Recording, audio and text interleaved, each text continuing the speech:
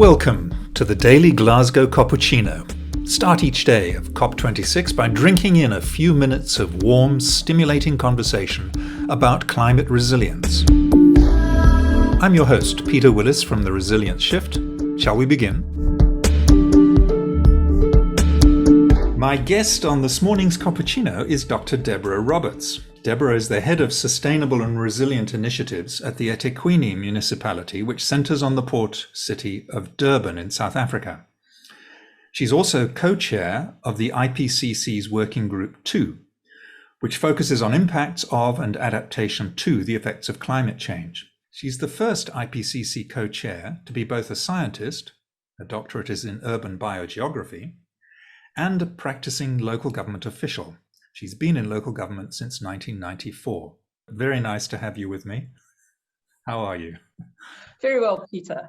Good. So, Deborah, you and I have had many conversations during this year about climate change, leadership, and so on. And I know that you have some skepticism about the pursuit of resilience as a thing in itself. And you are an expert in this in many people's eyes and so on. But your thinking is very interesting. And my sense is that you see the potential in the sort of the resilience, the urge towards resilience, as lying in characteristics of a system like your city or of individual leaders that give us a chance of being a little more resilient to shocks that are going to come from climate change. If I've got you right, can we start with the big system characteristics? What do you look for in your work in the city that can build towards, what are the building blocks of a more resilient response than a less resilient response to the shocks up ahead? A very interesting question, which has any number of potential answers. But I think the usefulness of a concept like resilience is not because it sheds any particular light on a particular problem and gives us a definitive answer, but because it is more nebulous, it forces us to ask many more questions than we have answers to. And so if we think about resilience really as a process, a journey that we take rather than as an end goal, because as you say, I am cynical and I don't believe, given the current challenges we face in Durban or even at a global level, that there will be a point at which we can stand side by side and say we are now resilient to the shocks and stresses. I think there are a number of critical building blocks for a local government such as the one that I work for. I think the first thing that would be important, because knowledge is absolutely fundamental during this time of unpredictable shocks and stresses, that we have to harvest that knowledge. And I think local governments often are not well set up to have knowledge partnerships. The most obvious being, for example, with their tertiary institutions, the ability to constantly link from local government to those tertiary institutions, be informed by the most recent findings in the social, physical, and natural sciences, I think is a fundamental element of surviving the 21st century.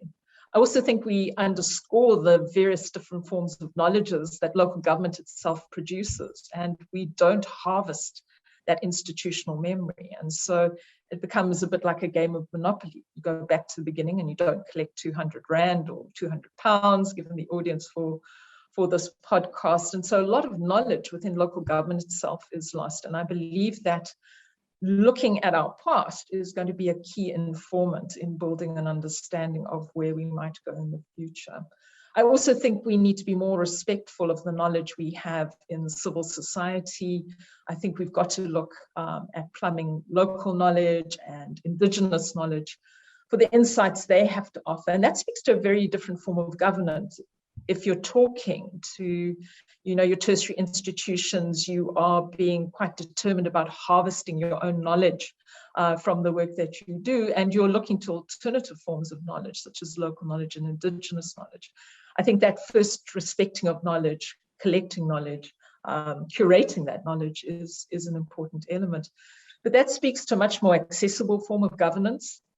And I think that means that local government in the 21st century is going to have to open up. It's no longer a creature of procedures, policies, laws. But I think we need a much more roundtable approach where we welcome different people to the table to talk with political leadership, where those different views have the same kind of power as we might see in the current political decision-making processes. I also think it means acknowledging at the local government level that development as we knew it may not hold the answer to where we go in the future. And I think being open to a paradigm shift, instead of thinking, for example, about GDP and economic growth, local governments that are prepared to talk about degrowth, a well-being economy, circular economies, who are prepared to test those boundaries, would be very important. I think in the context of an African city like ours, where people are literally building the city by voting with their feet in a way, by creating informal settlements, indicates that the past development path is not one that suits people, doesn't allow access. And so I think about alternative modes of urbanization, instead of thinking about informality as something that we are going to erase from the urban landscape through formalization. What role does informality play? Does it allow access in a way that we can't do with traditional development paths? How do we welcome those communities to the table to develop a different narrative? And so, to me, the key building blocks of resilience are awareness, harvesting, mining knowledge, both present and future, of different forms, of being open to hearing very different stories, balancing out the power so that not all power is vested in political structures, but there are other people at the table who can take decisions about the city. And then opening ourselves up to the fact that we may need to create futures that have very few links to the current development present that we're in, and being prepared to ask those questions. But this all requires people to have enormous courage. And I think that's going to be the hallmark of resilience, is a society that's brave enough to say, we're not going to get on top of many of these problems. We will have to stand together, and we will have to bravely ask questions of both ourselves and our government and the way we see our futures. And I think that's disquieting. So I think people who are brave and can live with a reasonable level of discomfort, again, would be a key part of building this resilience. Fascinating, Deborah. And I recall that you and I have spoken more than once about the fact that it is the poorest of the poor who, by definition, and by the mere fact that they have survived as far as they have, are more resilient by habit and by circumstance than people who lead middle-class existences and work in structured organizations and so on. And what I'm hearing you say is that the organs of government in the world we're entering into are going to have to become much more fluid, courageous. Again, it seems to me that it's the poorest of the poor whose courage is absolutely required on a daily basis to simply find a way to get through. How do you see those two worlds coming together, blending? Is that even a thought? Well, I think the first thing we need to be careful. We're not romanticizing poverty or informality. But I think the reality is that there are many people, and for example, in Durban, we have just under 600 informal settlements, who are walking the future before we get there, in the sense that they're already dealing in the present with an existence where it's hard to know what tomorrow will bring in terms of your livelihood, in terms of your health, in terms of your well-being, in terms of security. So in many ways, the people who live those existences are time travelers. They're giving us a view into a world that is going to become much more common, I believe, than we would like to believe currently. And they are showing remarkable resilience, of showing how, if under a set of circumstances you walk into a city and you can't find a place that is either cost effective for you or allows you easy access to jobs or services that you can afford, you will have the ingenuity to create a niche that allows you access to those things. And I'm not saying that provides a life that is at all indicated to be, a life that is one of well-being and so on, but it does show the human ingenuity when put to the test. And so I think there are very many lessons to be learned. And I think instead of looking to those communities as something that is a blip on the bell curve, and that's something, that's at the tail end of our bell curve and that we need to be rid of to bring everything back to formality. I think thinking about social safety nets, so acknowledging that people are building a city within a city and helping that process so that we do move towards a development path where those choices are at least backed by social safety nets that help maximize health and well-being and outcome and equity, where those choices have to be made out of sheer necessity. And I think that's an important change in mindset, but also allowing those people not only access to social safety nets, but access to power about decisions. Very often decisions about these communities are taken in city halls without talking to those communities. And those communities exist for a reason. And so that engagement, I think, of allowing people in, allowing access, and that's not a simple thing to do within current systems. Just think about the simple mechanics of holding a community meeting.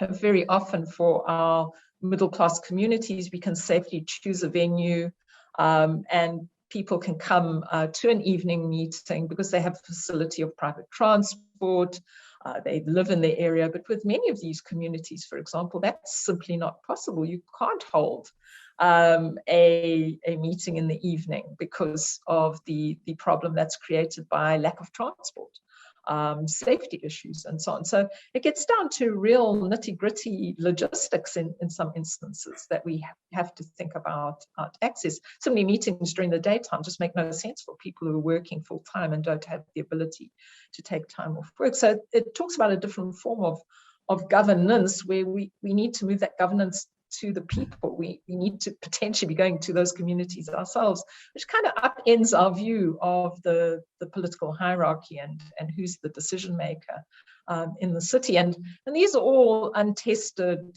modalities. There have been local governments, for example, in South America who have community-based budgeting, where the poor and the rich equally sit at the table and decide what the priorities are for communities. But it's very time intensive and it's quite different. It requires different modalities in terms of law and legislation. And these all create discomfort and quiet, because the one thing we don't like as humanity is change. And all of these things, so all of the knobs we have to turn on the dashboard that is the 21st century all suggests that we have to reset the system in a way that change is the constant in our lives. Because if our very natural environment around us, the physical setting we find ourselves in is in this constant flux because we're not showing sufficient signs of ambitious action, then we ourselves need to be able to respond to that by changing our social and economic systems. And that generates enormous requirement. Well, there's a menu for our next generation. Thank you. What a fascinating picture you're painting, Deborah. The coffee is finished. The dregs are at the bottom of the cup now, so our time is up. But thank you so much for your thoughtful responses and your wisdom. And I wish you all the very, very best in everything you're doing there in Durban. Great talking to you as always, Peter. Thank you for the opportunity.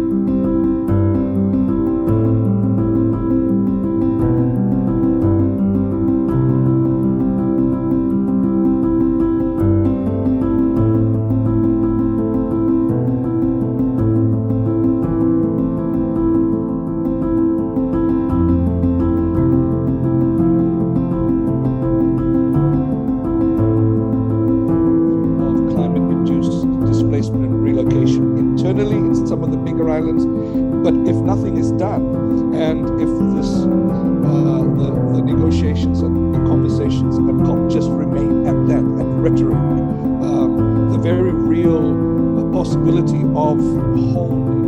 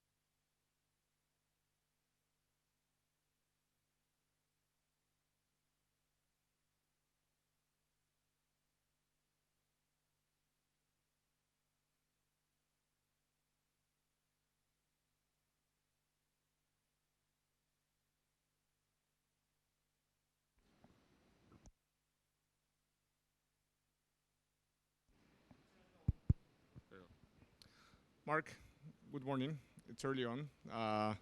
Almost the closing of the COP, so it's been a week and a half of a lot of noise, a lot of good stuff, a lot of conversations. Just wanted to pick your brain on what you've seen that is different in this COP than others that you've been, and yeah, how, if anything, you could bring up on terms of culture, art that you've seen in this COP that has raised your eyebrows and make you feel maybe we can have different approaches to climate change than just the usual negotiations. Okay, so my first experience maybe of the way in which we engage the public and even where we've had some art interventions was at COP21 in Paris. It wasn't a very large green zone. We did quite a public engagement event on adaptation. And we introduced some people who played games with the people who were with the diplomats as they're walking past. And it was like snakes and ladders on the decisions you make as to whether they were climate positive and whether you went up or whether they were climate negative and you came down.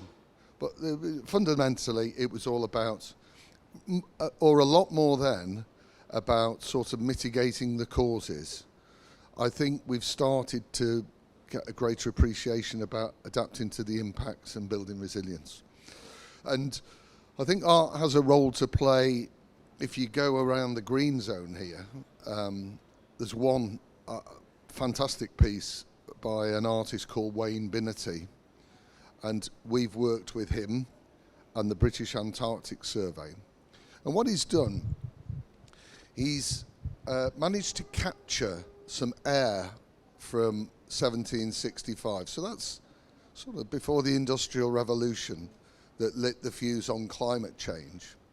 And the air that he's got from an ice core that the British Antarctic Survey have helped him with, he's put inside a glass cylinder and it's sealed in this cylinder.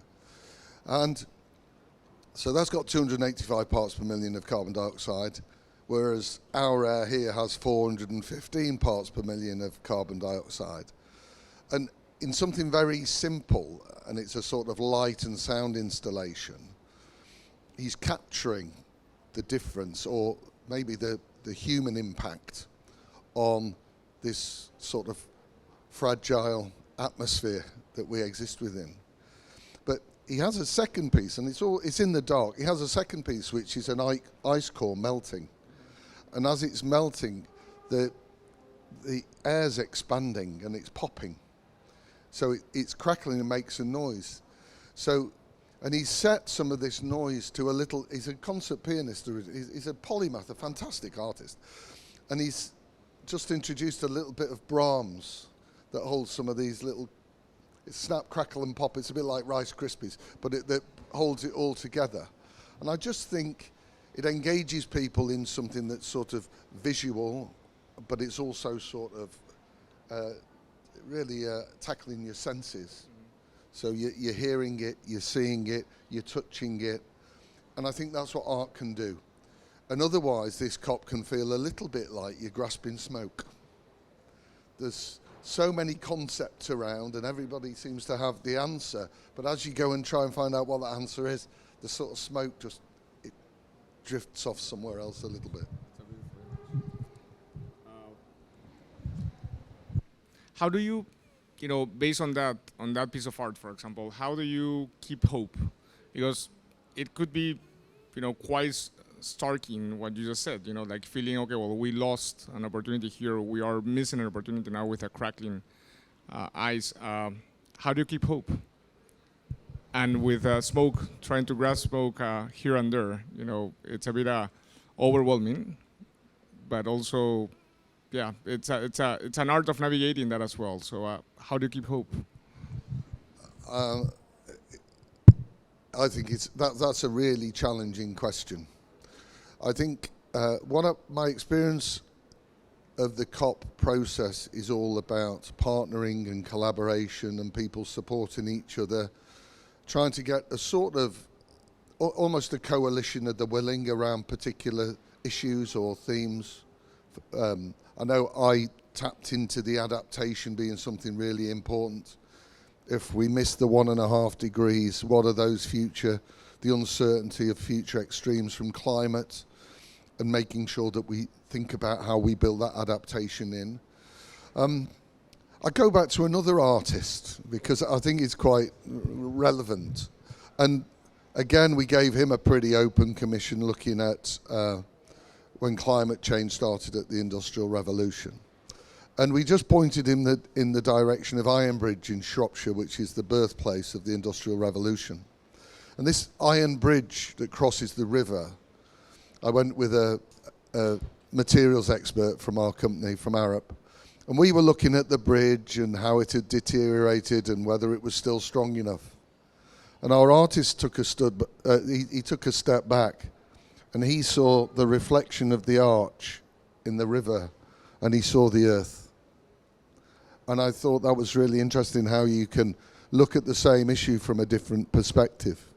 And maybe when we look at the COP, we look at it sometimes from our own perspective and don't recognise all those silent voices around the world that don't really necessarily have somebody looking from their perspective. The other interesting thing this artist did was when he was back in his studio and he had some old drawing compasses out, but these sort of, they look like two long wooden stakes joined at the top, and he was pivoting them around to draw a big circle. And he was listening to Radio 4, which is the sort of UK voice of the nation. And John Humphreys was interviewing the British astronaut Tim Peake. And Tim Peake was describing the Earth from space. And he was talking about the Earth being surrounded by a fragile band of gas. And I think that, coupled with this Earth reflection from Ironbridge, it connected the sort of, captured in a sentence what it's all about, the fragility of what we've got, the need for us to adapt and build resilience for communities and places and the environment. And there's something in that I think we can really sort of get hold of, and that is, it is very fragile. We do have to work together in partnerships and collaborations. And if we can get that common purpose, though, I think we can really start to drive some momentum. And that's what gives me hope. How we reinforce each other, we pick each other up when we stumble at a discussion, or maybe we don't get the political decision going the way we want it. We've got to truly believe that collectively we're going in the right direction and we're making progress. I must say I was disheartened when I went to the COP and President Trump sent the guys to sell us coal, and I thought we'd taken a step back. But I was so excited when President Biden got the US back on track, because we need leadership. And whilst we can do it together, I think we also need some of those leading nations to be right up there. I guess that during the pandemic you haven't been able to travel that much, but before that you probably were visiting several countries around the world and cities. Do you see hope there?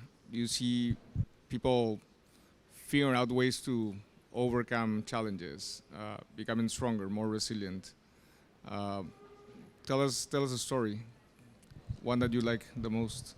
So you're right. I think my carbon footprint reduced dramatically, and I hope it doesn't return to where it was. But sometimes if you're trying to advocate for change, you do have to experience what it feels like in some of these cities, what it feels like from other people's perspectives.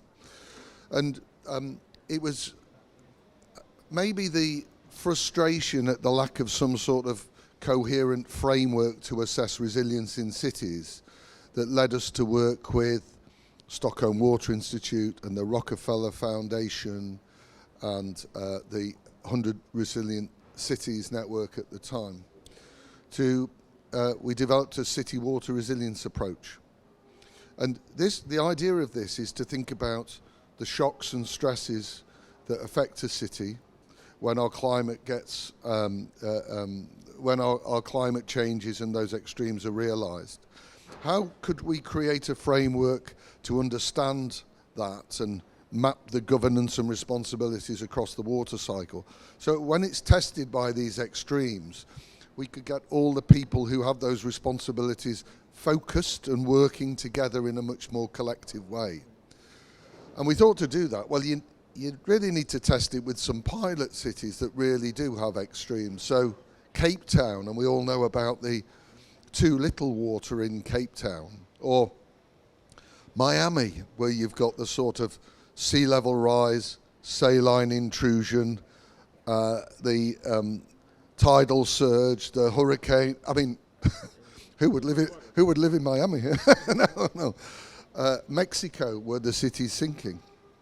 Hull, which was in the UK, which was almost our perfect storm of a really intense pluvial rainfall event on Hull.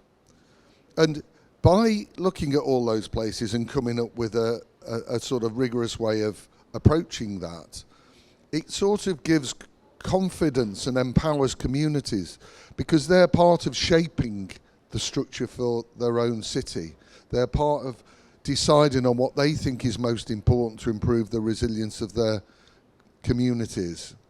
And it does take me back to art, actually, because Anthony Gormley, he's created an art piece off the northwest of just north of Liverpool, and it's all these individuals on the coast. I'm sure you've seen it, and the tide comes in and out. It represents to me the sort of resilience of humanity in the face of climate change. And you can throw all of these challenges at it, but we'll all stand together. And some of us will, some may fall over, but ultimately, I think we'll have strength and hope and support each other. And hopefully, in the end, we'll triumph. You make a very good point.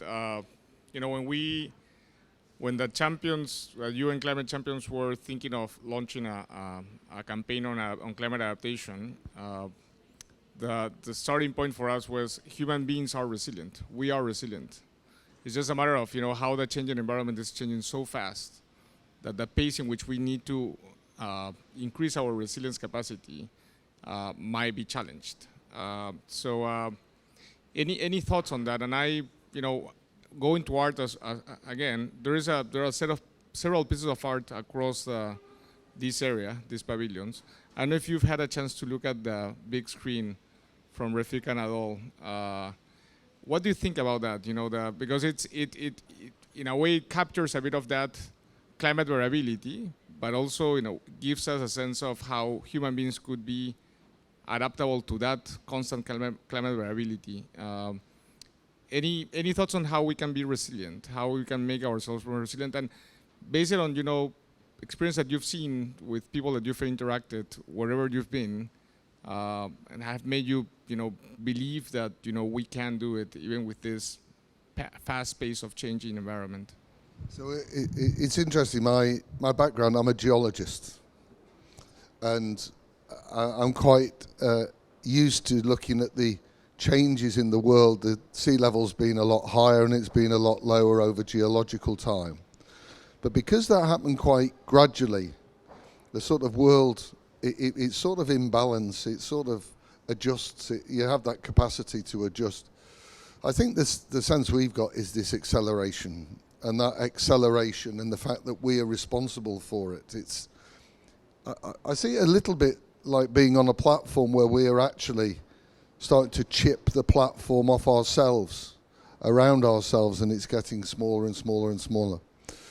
I think the importance of art in that is to try and engage people and communicate both the urgency, but maybe some of the beauty of the world around us, our connection with the natural world, the fact that we are part of, not just a part of, the natural. And I think COP15 in Kunming, this whole idea of that biodiversity and nature, that's part of the solution to a climate positive world, absolutely fundamental. I think I was in Bogota before the lockdown, and seeing the beauty of the graffiti in the city And the graffiti in the city was all about indigenous people's connection with their natural world around them. And that combination of sort of urban and modern meeting something really traditional, spiritual and indigenous, I thought was really powerful. When we think about that pace of change, we saw the El Nino in Peru and the devastating effects, but also how we've been able to work with UK government and Peru government in a government-to-government initiative, where we've worked with other British partners like Mace and Gleeds together with Arup, not to go and impose something, but to share our thinking, to work with the Peruvian authorities to build a response across 17 river basins and 7 cities, and building hospitals and schools, showing that even in the face of really extreme events, and those are multi-country, it wasn't just Peru, it was affecting other countries around, but how we could work together and build bridges between Peru and the UK to develop an adaptation strategy for the country, to build resilience for communities, to work together. And I feel that there's something about, and in doing so, I think we're planting 55 million trees in the upper catchments of some of the rivers in Peru to slow the water down, to lessen the impact on where people are concentrated. There's something in that that's about us reconnecting with nature, working in tune with natural systems, and maybe understanding the processes better than we previously have. I'm Peruvian, so I'm gonna make a pitch on that government-to-government agreement. I was in Peru when, I live in Washington, D.C., but I was in Peru when the Panamericanos happened. And what was fascinating of that, and would love to reflection on this, is Peru they took a while to actually pick up the need for building infrastructure for the Panamericanos, for this, the Olympics for Latin America. And not only Latin America, for the Americas. But then when they got into this agreement with the UK government, they were able to build a lot of infrastructure in very, very swift manner because of the legal arrangements and how they can sign contracts and bring contractors on board. And they managed to build a lot of that stuff in less than 9 months or even 6 months. I was in a meeting yesterday with President Obama, and he said that he's obsessed with finding ways in which projects and interventions could happen almost with a turnkey. What do you think about that? And if is that possible based on what you just said of government to government in Peru with reconstruction? So thanks very much, Jorge. I think it is possible. I think there are challenges. By no means, it's not just a simple process. I think there are challenges. But I think that once those challenges are overcome, we can demonstrate that we've been able to respond quicker in a more integrated way, drawing on the best of Peruvian expertise and UK expertise. It's about working together. A bit like weaving the strands together in a rope. The strands themselves are weak. When we weave them together, it gets stronger. And I think that also gives us a sort of common purpose.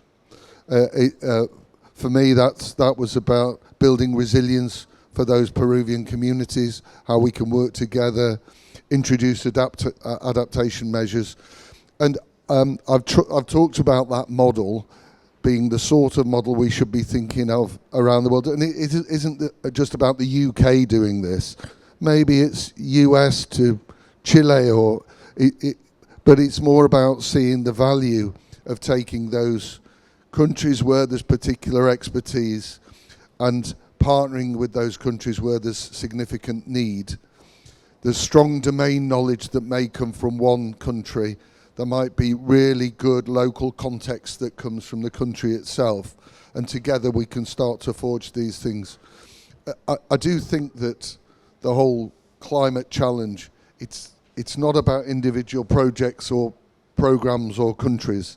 This is a global existential threat, and we have to meet that threat together. And I think this is a way in we can start to put pieces into the jigsaw quicker that start to complete the picture. But absolutely fundamental, though, that they work together and realise this is about solutions and accelerating, because the fuse is burning very quickly. And we have to put the bureaucracy to one side, because I think we've had too much of that for too long. And that's probably left us, it feels like we've been wading through treacle for too long. And we need to, we need wings to fly. Mark, I think I'll leave this conversation with that message. Let's work together and get it fast. I appreciate the time. Appreciate your thoughts about art, the thoughts about collaboration. That leaves me with hope. We're 2 days away from finishing the COP, and yeah, I think there's been a lot of change, particularly in this COP, with picking up a bit more resilience. Thank you again.